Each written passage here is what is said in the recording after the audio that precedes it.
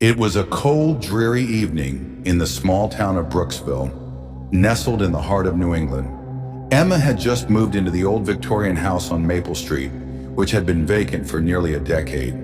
The neighbors spoke in whispers, warning her about the house's unsettling past. But Emma, a young writer, wasn't easily spooked. The house was cheap, and she needed peace and quiet to finish her novel. The house had a sprawling yard and tall windows that seemed to watch over the street.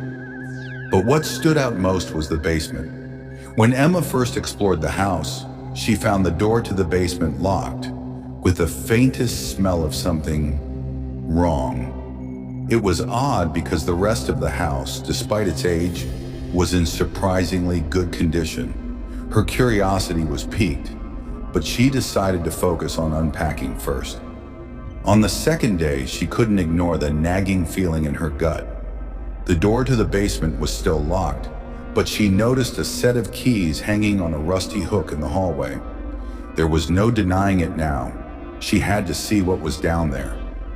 Emma unlocked the door and, with a hesitant breath, stepped into the dark, musty stairwell.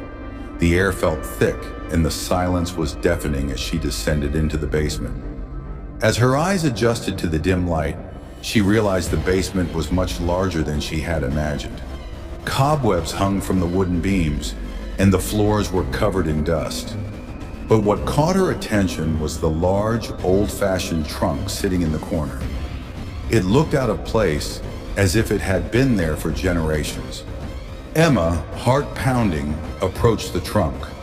She reached out to open it, but before her fingers touched the lid, she heard a creaking sound from behind her. Whipping around, she saw nothing but the shadows of the room. Her breath caught in her throat, and she quickly opened the trunk, hoping to distract herself from the uneasy feeling creeping over her. Inside the trunk were piles of old yellowing newspapers. As she sifted through them, she found a headline that made her stomach drop. Mysterious disappearance in Brooksville. The Harris family vanishes without a trace. Emma read the article, which described the strange disappearance of the Harris family, who had lived in her house over 20 years ago. The family's sudden and unexplained vanishing had shaken the town, and rumors about their basement had circulated ever since. Her hands trembled as she continued flipping through the papers. One article stood out. Ghostly apparitions seen in the Harris house basement. Residents warned to stay away.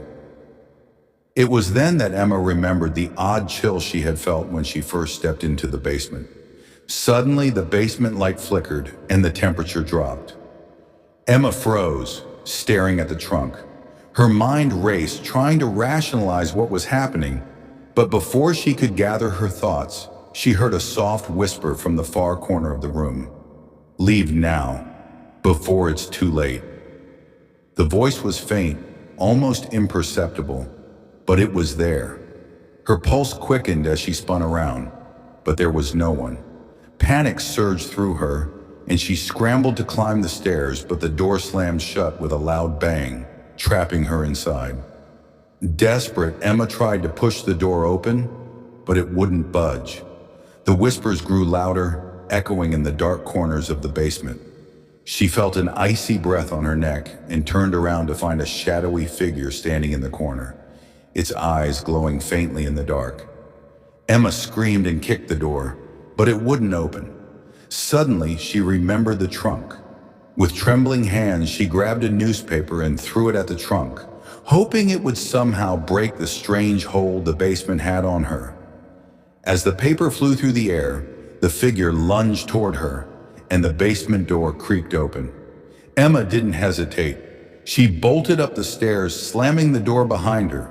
She was breathing heavily, her heart pounding in her chest as she collapsed against the wall of the hallway. She locked the basement door, but the whispering voices still echoed in her mind. That night she couldn't sleep. Every creak in the house, every gust of wind outside, seemed to send her into a panic. The story of the Harris family, the ghostly whispers, the figure in the basement.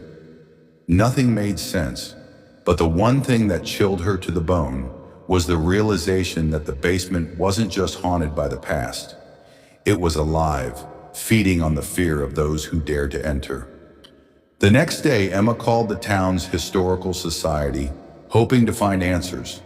A soft-spoken woman on the phone confirmed that the Harris family had indeed vanished without a trace, but she added something that sent a shiver down Emma's spine.